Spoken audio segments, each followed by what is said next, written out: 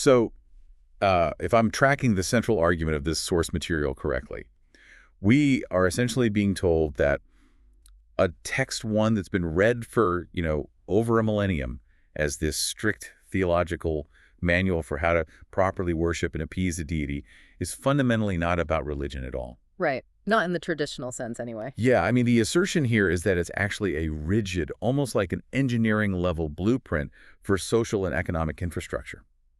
We're jumping right into our deep dive today into Surah 41 of the Quran, and specifically, we're looking at the mid-20th century scholar Allama Ghulam Ahmad Parvez and his analysis of verses 9 through 12. That is the core premise of his work, yeah. And it really requires a complete paradigm shift in how a reader approaches the text. Definitely. Because just to lay out our roadmap for you, the listener, Parvez takes a concept like shirk, which, the vast majority of historical and contemporary scholars translate as religious polytheism, meaning the act of praying to multiple gods or idols, and he completely strips it of all that metaphysical, theological baggage. Right, it totally redefines it. Exactly. In his framework, he redefines shirk as a purely socio-economic violation. Specifically, he identifies it as the privatization and monopolization of the Earth's natural resources. Which is just an incredibly disruptive claim. I mean, before we get into the weeds, I do want to establish a quick mission statement for you listening, especially if you're, tuning in during your commute or while getting some work done. Today's deep dive is an impartial exploration of this highly specific, highly controversial structural reading. Right, we're not taking sides here. Exactly. We are not here to endorse Parvez's socio-economic worldview, nor are we here to validate his theology. Our goal is strictly to unpack the internal logic of the sources provided, examine the arguments he builds, and really understand how he arrived at such a radical departure from the mainstream tradition. So, to start us off, I have to challenge the foundational premise. Go for it. How do ancient verses that basically just describe the physical, geological formation of the Earth translate directly into a critique of modern property law? Like, how do we get from A to B? So, to understand that leap, we really have to look closely at the structural logic Parvez applies to the text description of creation.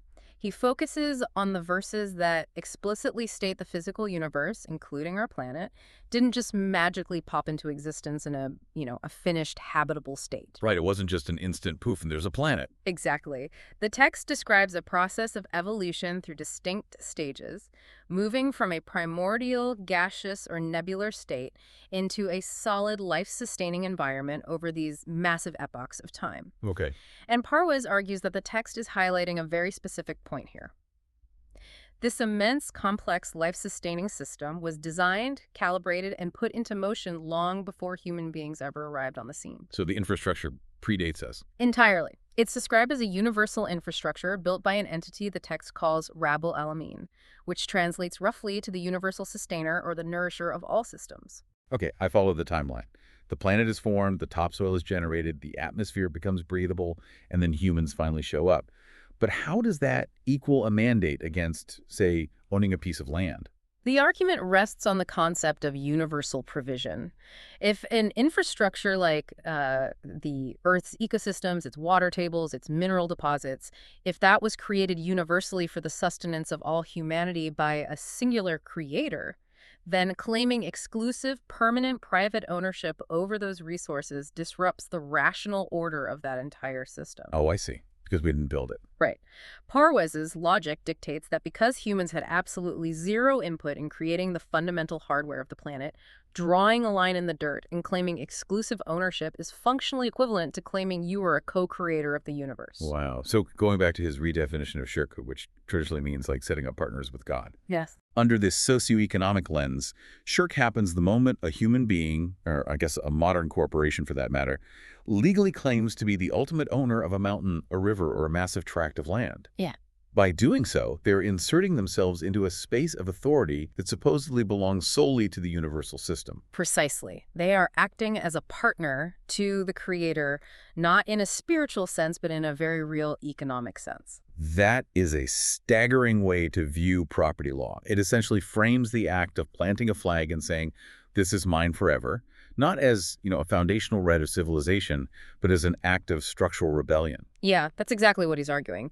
The text, in Parra's interpretation, views the earth as a common heritage. So when a person or an entity claims exclusive rights to those natural resources, they're setting themselves up as a parallel authority. They are demanding a toll for access to the very things the universal sustainer provided for free. But let's stress test this with a practical everyday scenario. Yeah. Because I feel like, well, what about purchasing land? If you're a listener who just bought a quarter-acre lot to build a house, you aren't claiming you created the soil. You'd just say, hey, I traded the money I earned for this land in a fair legal transaction with the previous owner. Does the source material actually address the concept of a legal purchase? It does, actually, and the source uses a rather grounded legal analogy to dismiss the validity of those transactions. Okay, what is it? Think about the laws regarding stolen property.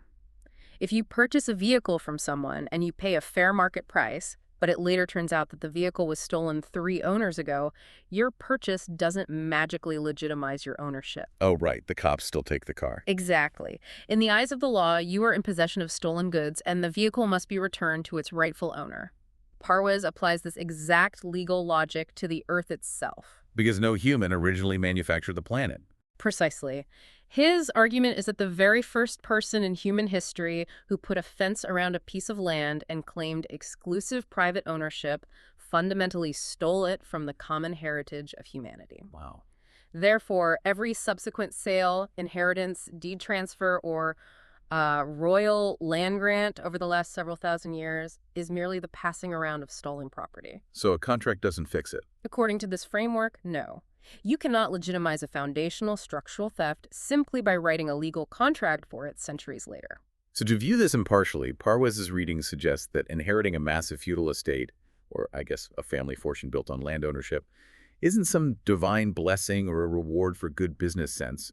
It's just like inheriting the accumulated loot from a historical heist. That is the logical conclusion of his argument, yeah. The text states the Earth's resources are meant to flow freely to the masses to maintain societal equilibrium. When someone builds a barrier around those resources, they are fundamentally breaking the socio-economic machinery. Which naturally transitions us into the second major structural disruption Parwes extracts from these verses. Because if the land, the resources, the hardware of the planet cannot be privately owned, then we have to examine the software, meaning human labor, compensation, and how people actually survive day to day. Right, the economics of everyday survival. And the source material draws this massive distinction between the concept of a wage and what the text refers to as produce or mahasil. According to the text, the modern wage system relies heavily on systemic coercion. Yes. Parwes' critique of the wage system is highly systematic and requires us to really look at the power dynamics of labor. In a traditional capitalist framework, a worker is hired for a fixed wage. Sure. The owner provides the capital, the building, the raw materials, the machines, and the worker provides the physical or intellectual labor. But Parwes asks the critical question, how is the monetary value of that wage actually determined? Supply and demand, usually. Well, he points to a sociological reality that is often ignored in standard economic theory. The wage is heavily influenced, if not entirely dictated, by the desperation of the worker. And the source actually uses a very vivid example here. It describes a worker whose house had no food last night and whose house will have no food this evening unless they secure employment today. Exactly. The argument is that this severe level of biological vulnerability is the primary reason someone agrees to a minimal fixed wage, even if their labor generates massive value for the company. And that vulnerability is the crux of the imbalance Parwes is highlighting. His analysis suggests that the system relies on the threat of starvation as leverage. The owner is incentivized to pay the worker the absolute minimum required to keep them alive and, returning to the factory the next day. While taking the rest. Right. The owner legally absorbs the entirety of the surplus value created by that labor. You could have a scenario where 1,000 workers in a manufacturing plant generate tens of millions of dollars in net profit, but their share of that wealth is artificially capped by the wage they were forced to negotiate from a position of absolute desperation. Okay, let me play devil's advocate here. Because the standard defense of the wage system is something many of you listening probably believe, or at least operate under daily. The counter-argument is usually about risk. The entrepreneurial risk, yeah. Right. Let's say I want to open a large commercial bakery. I take on massive financial debt, I secure the building, I buy the industrial ovens, and I source the raw wheat. The worker who walks in to bake the bread didn't take on any of that financial risk. Yeah. If the bakery goes bankrupt, the worker just loses a job, but I lose my life savings. A very common argument. Doesn't that risk justify me keeping the surplus profit and paying the baker a fixed hourly wage? Doesn't Parwes's alternative basically totally upend our understanding of risk and reward? It completely upends it, but we have to remember the foundational premise we established earlier. Your hypothetical scenario about the bakery relies on the assumption that you can legitimately own the land the bakery sits on, and that someone legitimately owned the land the wheat was grown on. Oh, right, the stolen property argument. Exactly. Parwes argues that true economic justice isn't about the bakery owner being benevolent and offering a slightly higher hourly wage or better healthcare benefits. It's about recognizing a structural law. Yeah. Labor intrinsically owns its output. Intrinsically owns it. Yes. The framework posits that a system which legally separates a human being from the actual product of their own labor is fundamentally flawed. So he's saying the capitalist in the bakery scenario is essentially using stolen universal infrastructure, the land and the raw materials, as leverage to force the baker into accepting a wage rather than their rightful share of the bread they produced. That's the argument. And to illustrate this alternative, Parwes uses the analogy of agriculture to explain the concept of masil, or produce. It models how the natural world compensates effort. How so? Well, consider a farmer planting seeds. The farmer prepares the soil, plants the seed, and waters the ground. When harvest time comes, the earth doesn't calculate the farmer's caloric expenditure and hand back a fixed wage of 3 potatoes for their time. Right, the earth yields the entire harvest to the one who labored. The farmer receives the full produce. If a single seed yields a return of 700 grains, that exponential mathematical increase belongs entirely to the labor that cultivated it.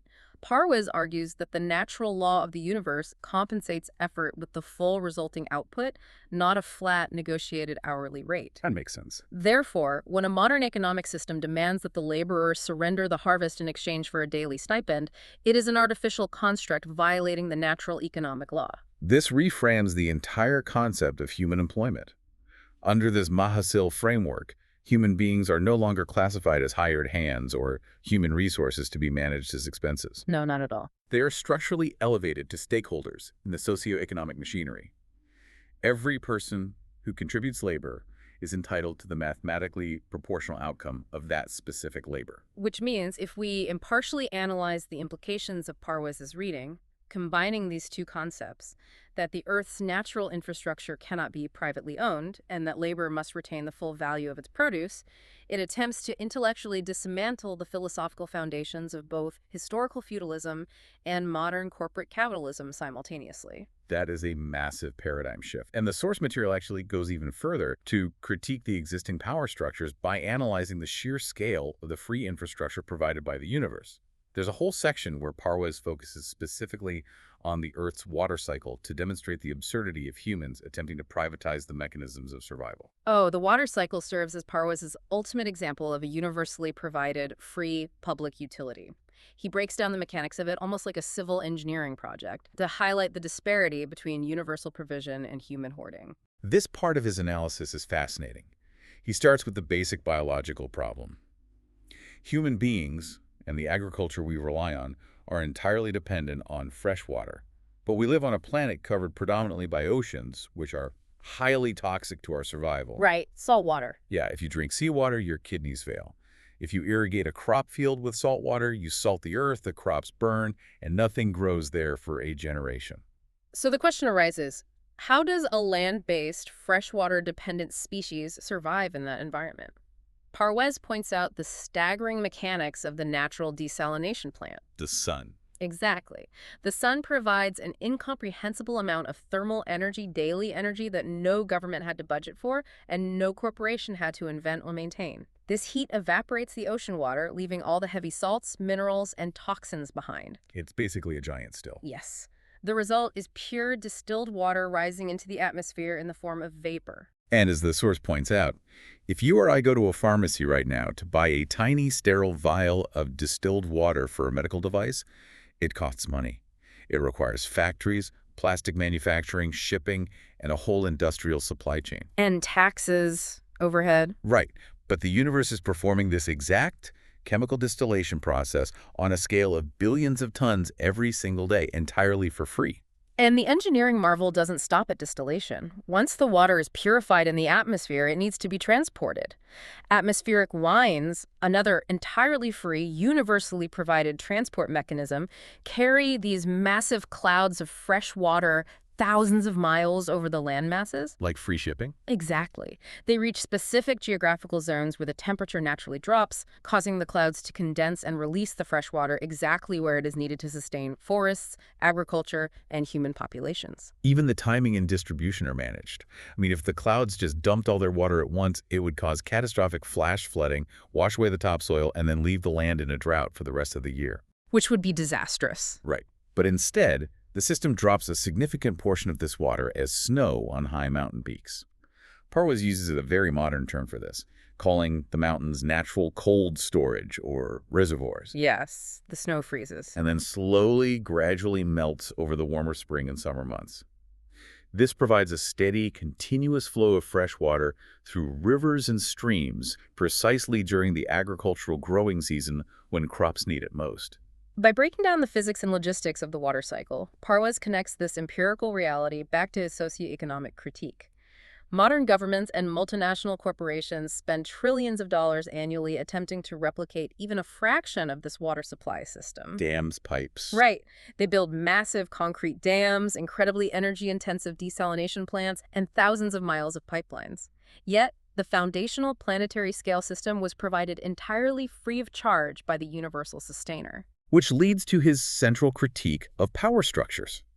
When a few individuals or corporations take this universally provided resource, whether they're bottling the water, buying up the fertile land, or monopolizing the energy grid, and they put a paywall between the resource and the people who physically require it to survive, they're structurally breaking this system. They're exploiting it. Exactly. They are acting as a toll booth on a road they did not build. Parwas introduces a very specific phrase from the Quran at this juncture, Sawali Silin. How does the source translate that? It translates roughly to open to any questioner, or equally accessible to all who have a need. Parwas uses this phrase to argue that the economic system of the earth was structurally designed so that access to natural resources is dictated solely by need, not by purchasing power, not by inherited wealth, and certainly not by market speculation. So if a person asks for access to the basic tools of survival, clean water, arable land, shelter from the cold, the planetary system was meant to be entirely open to them. That's the baseline. Under this framework, a society where a few hoard a massive surplus of resources, while a significant portion of the population lacks basic needs, isn't just suffering from a moral or ethical failing. It is experiencing a systemic failure. It's like a crash in the socioeconomic operating system. Exactly. Parwas is outlining what he sees as a fundamental irrationality in the current world order. Any economic structure that requires the masses of humanity to beg for charity or to sell their labor under the duress of starvation just to access the basic tools of survival that were initially provided freely by the universe is structurally unbalanced. It is the very definition of injustice within his interpretive framework. Okay, we have covered a lot of ground, and Parwas has essentially leveled the status quo. Through this reading, he's dismantled the concept of private ownership over natural resources, he's attacked the morality and mechanics of the wage system, and he's condemned the hoarding of surpluses. If we were looking at this impartially, he has laid out a fierce critique. A very thorough one. But critique is the easy part, right? It is one thing to say everything is broken, and it is entirely another to provide a rational alternative. Does the source material actually offer a positive model or a historical structure that represents the rational alternative to all this? It does, actually, and the alternative structure relies heavily on understanding the philosophical difference between forced compliance and voluntary adherence. To explain this, Parwas dives deeply into the concept of why in the natural world, contrasting it with human free will. Let's unpack the term why for the listener, because in most traditional contexts, this word is translated simply as revelation, typically evoking the image of an angel delivering a message to a prophet. Right. But Parwas takes a much broader, more structural approach to how the text applies the word why to the physical universe, to the stars, the meteors, and the animal kingdom. Right. Parwes observes that the text explicitly states Y was given to the bee, or to the heavens. In his framework, he interprets this form of Y as instinct or immutable physical law. The physical universe operates on a system of forced compliance. Like physics. Yes, a star does not wake up and choose its orbit. It is strictly bound by the laws of gravity, mass, and astrophysics. It has no agency to deviate. Similarly, an animal is bound by its biological instinct. The source uses a really striking analogy here regarding a lion and a goat to explain this lack of agency. A goat doesn't refrain from eating a piece of meat because it has strong moral principles or a deep commitment to animal rights. It simply cannot biologically digest meat. True. Conversely, a starving lion won't eat a bunch of grapes because it is biologically programmed as an obligate carnivore. Therefore, there is zero ethical weight to their actions. The lion isn't good for not stealing the goat's grapes. It is just operating under forced biological compliance. And this forced behavior, this natural YI, creates a perfectly functioning, frictionless physical universe. The planets don't suddenly rebel and crash into each other. The water cycle doesn't arbitrarily decide to run backward. The system is flawless because compliance is absolute. But humans, exactly, humans are fundamentally different. Humans are not bound by forced compliance when it comes to organizing our social and economic behavior. Humans possess free will, intellect, and the capacity for choice. And with that free will comes what the task calls the amanat, or the trust. The trust of conscious governance. Now, this part of the source material is particularly interesting because Parwes highlights what he considers a major historical mistranslation in how people usually read this specific verse. Oh, this is a huge point. Yeah, the traditional reading, found in many commentaries, often suggests that God offered this trust to the heavens, the earth, and the mountains, and they refused to carry it out of arrogance or fear. But foolish human beings stepped up and accepted it. Right, and Parwes forcefully argues that this traditional reading contradicts other verses in the Quran, which explicitly state that the universe is entirely submissive to universal laws. The heavens and the earth aren't capable of arrogance.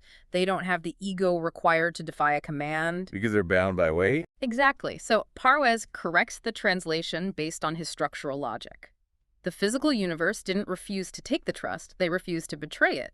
Because they are bound by immutable physical laws, they physically cannot commit treason against the system. They operate perfectly. But humans took the trust of conscious governance. Because we have free will, we possess the unique ability to act irrationally, to be greedy, and to continuously betray that trust. We are the ones who introduce structural shirk.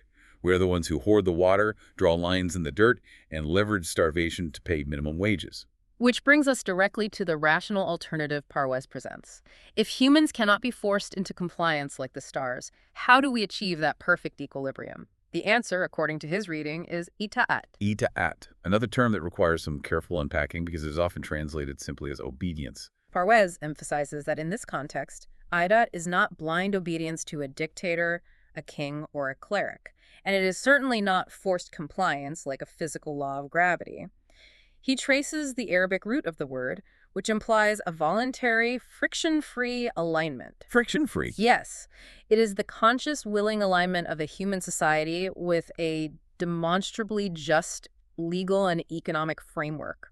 To make this concept visual, the source uses a beautiful linguistic analogy regarding agriculture again. It compares Ayat to a ripe date falling from a tree. I love this analogy. Yeah, it's great. When the fruit reaches full maturity, it detaches from the branch voluntarily without any external force. It just drops to your hand. However, if the fruit isn't ripe, you have to hit the tree with a stick, you have to aggressively shake the branches, you have to use force to knock it down. Right.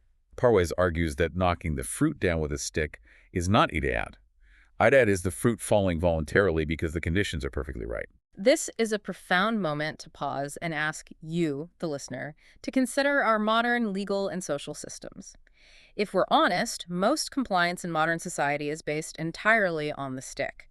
We follow the law largely out of a fear of punishment, fear of going to jail, fear of crippling financial fines, or fear of violence from the state apparatus. That is undeniably true. I mean, I don't follow the speed limit on the highway strictly out of a deep philosophical love for the traffic code. I tap the brakes because I see a police cruiser sitting in the median, and I don't want a $200 ticket. Exactly. When I pay my taxes, it's not a joyful act of voluntary contribution to the social contract. It's largely because I don't want to be audited and penalized. That is not friction-free alignment. That is, coerced compliance based on consequence. And Parwes argues that a human society only reaches the rational ideal of true etat when its laws guarantee absolute, fundamental economic justice.